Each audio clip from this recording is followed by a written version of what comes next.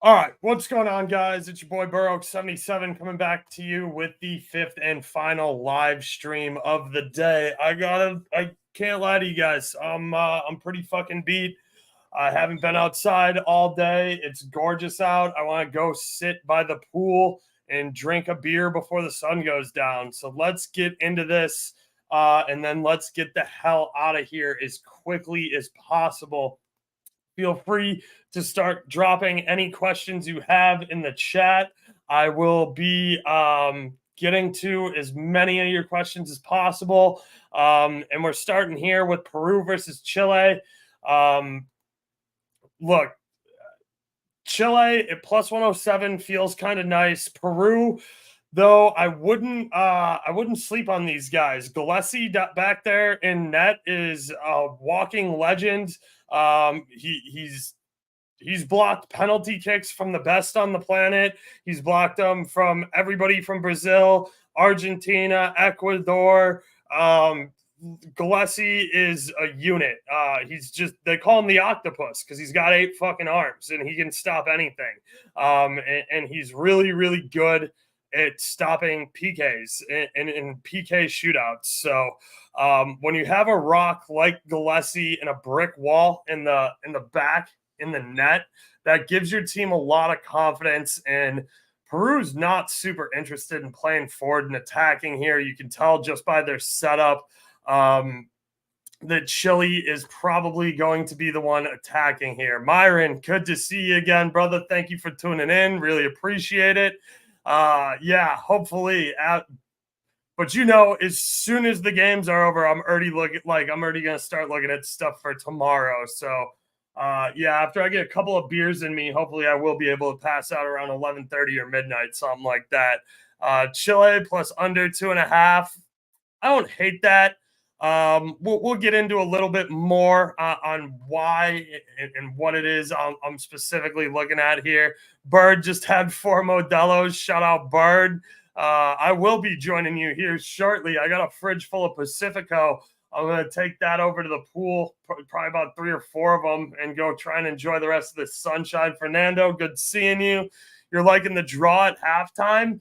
Yeah, that feels right for a Copa America / CONCACAF Colombo game. Low scoring is going to kind of be the trend here. Crazy that line for draw halftime hasn't moved. Okay. Let me see what that line is right now, actually. Other markets, half. Score markets, halftime. Oh, man. Stats, markets, halftime. I don't know. It's not going to be up in my line shopping tool. That'll be one I have to pull separately. Can you just let me know what number you got that on, Fernando? I'm just curious because I definitely think it's a decent play, especially if it's hanging around anywhere from like minus 110. Well, I guess it is a draw, so you're probably getting pretty good odds on it. I definitely don't hate that. I think that it will kind of be a little bit slower moving here. And we just know that South American and North American and CONCACAF football it's physical. It's a grinded out game. It's a lot of blood, a lot of fouls, a lot of shoves in the back, a lot of sketchy reffing. Yeah, but it's fun. It's sloppy as hell, but it's fun. Oaks is a sicko. I love it. Yeah. Stink. We out here doing sicko shit. This is why I'm going to take, I'm only doing 1 Euros game tomorrow. I figure if I do 5 streams today on Friday and work my ass off, I can take some time off and just do 1 afternoon Euros game tomorrow and then come back for Copa America. Chile halftime moved plus 185 to 170 and then back to 175. Okay. Yeah. At those prices, I can see it. If anybody gets one, it'll probably be Chile. Gillespie over 3.5 saves, plus 150, over 4.5, plus 350 on bets 365. I don't mind that. Let me take a quick look at some of Peru's stats in their last head-to-head. It's a friendly versus El Salvador. So El Salvador sucks. They only got one shot on target. Peru put 4 on net and took 11 shots and won 1-0. Peru versus Paraguay. Paraguay is an actually semi-decent team here. They put up 6 shots and they got 3 on target. Chile is probably better than Paraguay. The thing is, Paraguay has Miguel Almiron, so if he's not doing it, then who cares? We don't rate the Dominican Republic. We don't rate Nicaragua. We do rate Venezuela in World Cup qualifiers, though. So let's see some stats here. This was in Peru, too, so elevation is definitely a factor. Venezuela took 10 attempts and put 3 on target. So there's some encouraging signs for goal stuff. They lost 2-0 to Bolivia in a match that Peru saw 5 shots, only 1 on target. Argentina, 10 shots, 6 on target for Argentina. They got 2 past him, so 6, 5. That's 4 saves against an Argentine side. The thing with saves is that the volume has to be there, Myron, and I am not 100% confident in Chile's ability to put in that kind of volume yet for 5 shots on target. It is worth a sprinkle, but just remember, it's only the second game of Copa America. This tournament tends to be kind of a shit show. So I would recommend go half units or keep it just a little bit light until you start settling into the Copa America vibes. Fernando, it's at -115 for a draw. And it was at -115 last night for a draw at halftime. I don't mind that. I think that's pretty decent. That's probably better than the halftime over under. Let me see what the first half over under is. Total goals first half, over under 0.5. Over is -180. Under is +142. Under 1.5 is -137. Over is +128. Yeah, so you're riding the line there of being able to get a better price on a 0-0 or a 1-1 would kind of be an outlier here. I think it'd be weak. I think it would just be a little. I think with the way Peru's set up in this lower block here, that it's going to be tough for Chile to get 2 in the first half, and unless they spring a really big counter here, Peru's probably not going to get one either. So yeah, I like a 0-0/draw halftime at -115. I can be talked into that. My Braves smacking Rodon already. Bats heating up again. Okay, nice. I did say that the Braves tend to rake left-handed pitching, and that they were due for some positive regression here. The only thing I was really talking about with Rodon, with Josh, was that the bullpen is smoked. So I thought they needed a deep game out of them. We miss Leg. If you want to come on then. Chile money line and in Vargas we trust. I can definitely get behind that. +142. Sanchez always comes through in these games. Older guy, though. Yeah, I mean, look, that's your set piece taker, or at least it should be your main set piece taker here for corners and free kicks.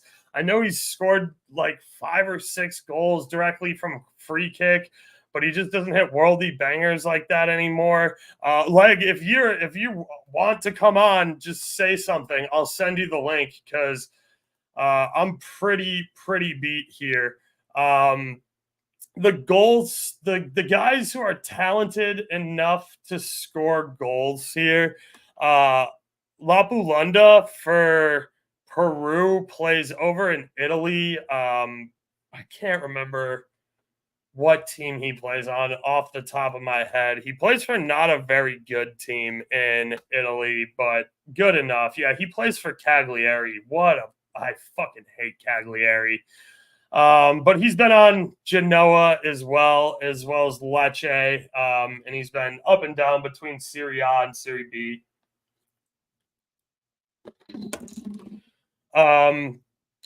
And now that I'm kind of looking at this on other places, again, they couldn't get me these lineups in time. They're at MLS pace, which is absolutely infuriating. Legs still at work, and yes, Cagliari.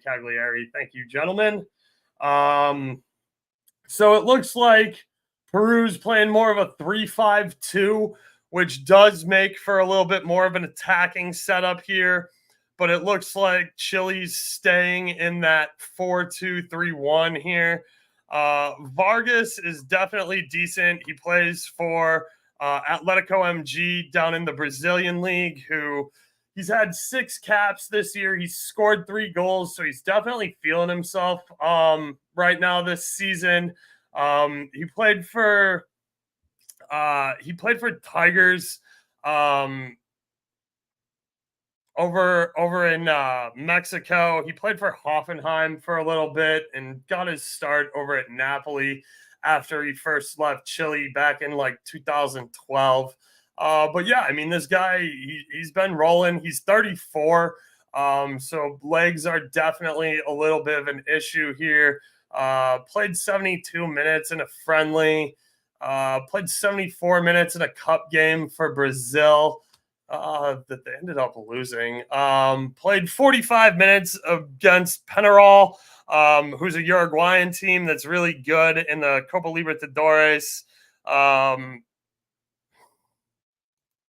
Had 2 goals versus Fluminense in a 2-2 match and played only 18 minutes. He must have come on as a sub and banged both of those home there versus Fluminense. So he's got a 90-minute appearance under his belt versus Cueva, where he had a goal too. So he came on and scored 2 as a super sub. Maybe 3 of the worst teams you could have said. I did a 3-leg parlay. This one, light work. Yeah, I mean, look, Vargas, I'm not gonna be mad about about anybody taking him. He's in form. He's playing at Atletico MG. It's a short trip for him. Sanchez here, he is still with Inter. He's an ex-Udinese guy. He's an ex-Barcelona guy, ex-Arsenal guy, Man United. He had one really standout season with Arsenal in 16-17 where he racked up 24 goals and 10 assists. And, you know, he was much more solid back in the day. He is still a good depth role player here for teams like Marseille and Inter. He did have a nice year last year, the 22-23 season with Marseille. 35 caps, scored 14 goals, and had 5 assists, got booked 3 times. So Sanchez is kind of the guy here that's going to make it happen, along with Vargas up top. Legs 3-leg parlay is Sanchez shot on target, Vargas shot on target, Chile money line. I definitely don't hate that. I can talk myself into Chile money line here, especially at a plus number. I don't think this Peru team is particularly great, but I have confidence that Gillespie can keep them in games. And that doesn't mean necessarily win them. It means not get blown out and keep the game within reach for a majority of the time. So that's just kind of where I'm at with it. Let's check out who this ref is, just so we know who to call a piece of shit later. It's Sampino from Brazil. Let's check out his stats.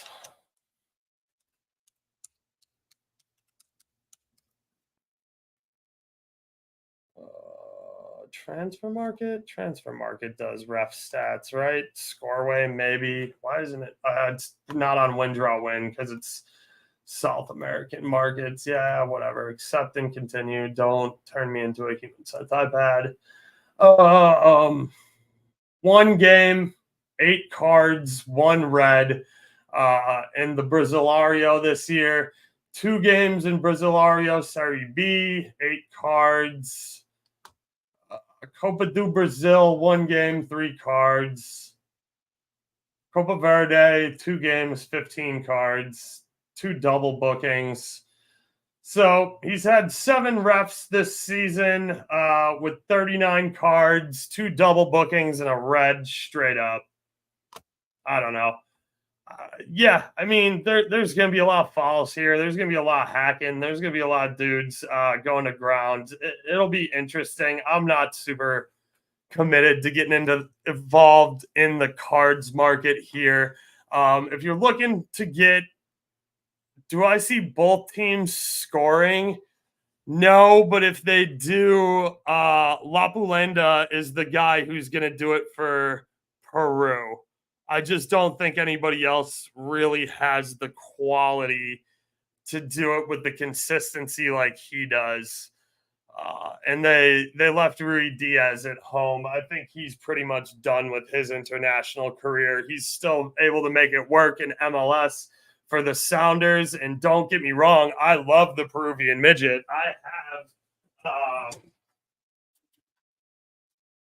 I have a Rui Diaz kit. That dude won me so much money when I first started betting MLS. It's absolutely absurd. I just think he's kind of done. So no, I don't necessarily see both teams scoring here.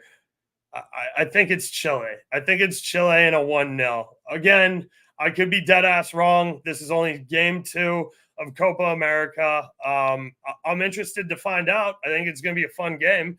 Let's hope the ref is better tonight. He probably will be because Messi's not playing and nobody gave them the directive to let Messi do whatever he wants and to just glaze Argentina and let them get away with anything. Hope the ref is better tonight. It was like, yeah, I mean, that's gonna kind of be the thing though, is like they let a lot more physicality, that they let a lot more stuff go around here. It's not as bad when Argentines aren't playing and trying to milk it and make the most of it and rolling around on the ground like they got shot, because the rest of these guys are good. They play hard, especially guys who play in the South American leagues. There's it's cards and fouls galore down there. Nobody plays any defense. 20 plus shots a game. Wait for the second waves of game. Yeah, before I start risking cards, that's definitely a good call. That Fred Treff was suspect too. Absolutely. That offsides call was atrocious. So yeah, I'm not. Look, I'm not super ready to throw a bunch of money here at Copa America yet.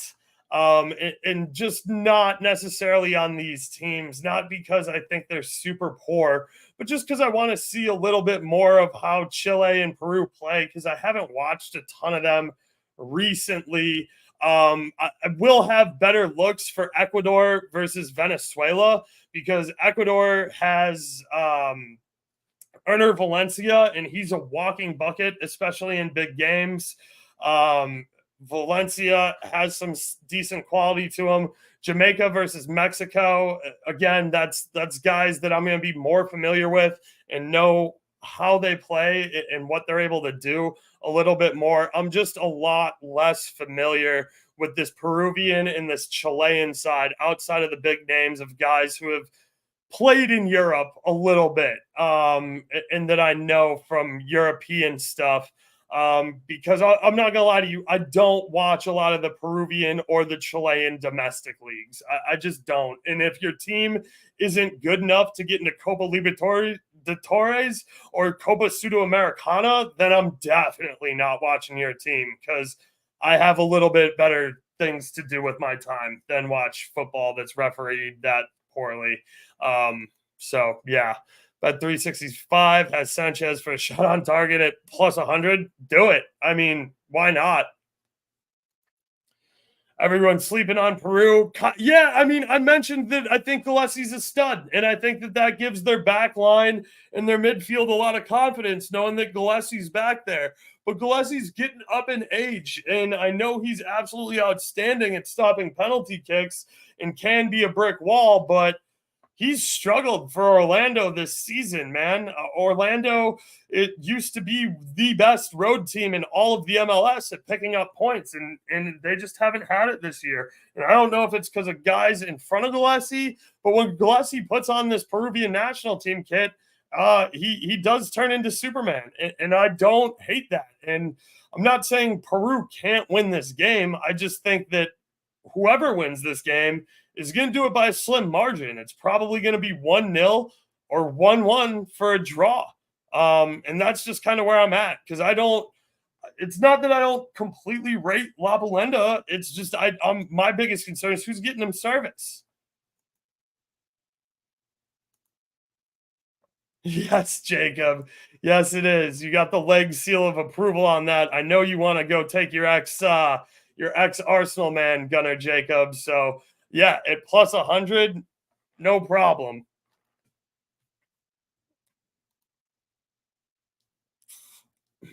Okay. I like that. I like that look. He'll be a guy I keep my eyes peeled for.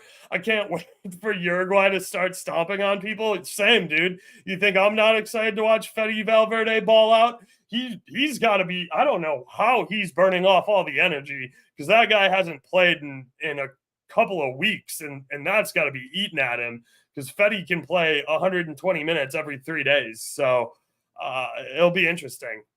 If I were to play anytime goal scorer, it would be Victor Davala at plus 380 on DK. Okay, so you like Davala out there on the right wing for Chile? Let me take a look at him real quick.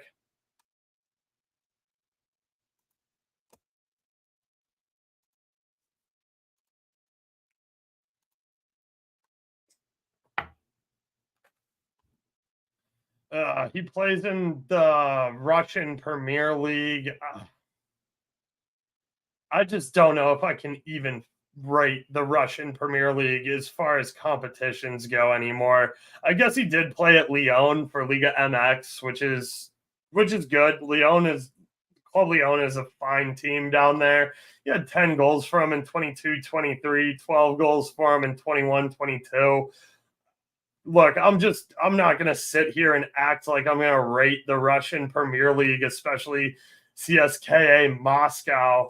Zent is like, I don't even know if Zent could keep any of their good players. I feel like everybody good from the Russian Premier League had to leave because they don't get international competition anymore, and they're not invited. 5 goals and 4 assists and 23 caps. I might like him as a setup man, to set up Vargas or Sanchez a little bit more than I like him to score.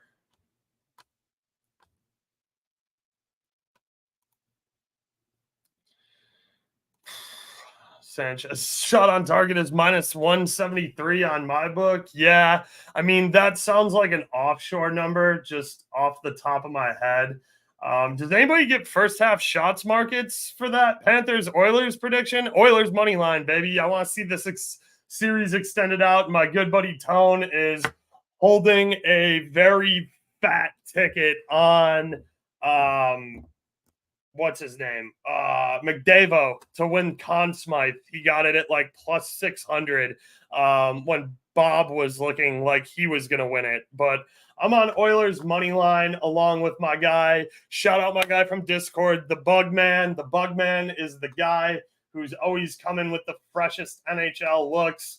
I think he likes McDavo for 2 points again. That should be sitting right around at plus 100. If the Oilers win, you kind of got to back the over again, right? So I'm probably going to play the Oilers as dogs. I might back the over. I might get involved with McDavo for 2 or more points. Yeah, the dude with 5 goals all season in the Russian Premier League. Again, I'm not saying that he can't score. It's just not top of my list. I rate what Vargas has been able to do in an even smaller sample size with Atletico MG than I do the Russian Premier League. And yeah, that's kind of where I'm at with it. Stats, more player markets, player shots on target. Let me see. Diaz.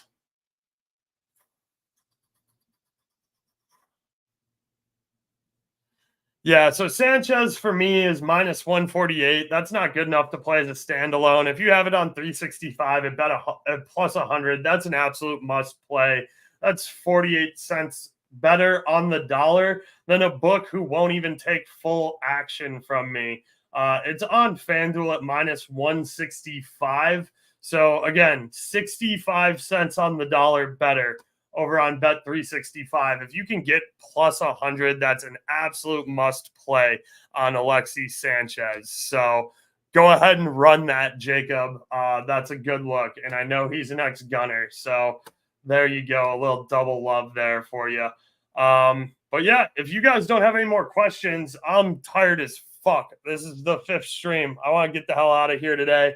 I know I need to cool it on the cursing, but it's been a long day, and I'm just kind of tired, and I'm annoyed that they pulled some CONCACAF shit and wouldn't get me the lineups on time. So thank you all for those of you who tuned in across all the different streams today. I will be back tomorrow, but because I did 5 today, I'm not getting up to do Georgia versus Czech. Like, I'm just not doing it. I'll be up. I'll be watching. I'll post stuff in my Discord. But yeah, as far as public streams go, I'm not doing that one. I will take care of you guys. I tweeted my schedule out. I'm going to do Turkey versus Portugal at 11:15. I'm going to take off the Belgian Romania game so I can get outside, get some exercise, get some sunshine, enjoy the pool. And then we will be back for Ecuador, Venezuela, and Mexico, Jamaica, as far as Copa America stuff goes, because I do like both of those games tomorrow. Maybe we'll see a leg appearance. Maybe we'll see a Nick appearance. Who knows? But thank you guys for tuning in. I'm Burr Oaks. That's it. That's talking Copa America with Burr Oaks. We out. Doses.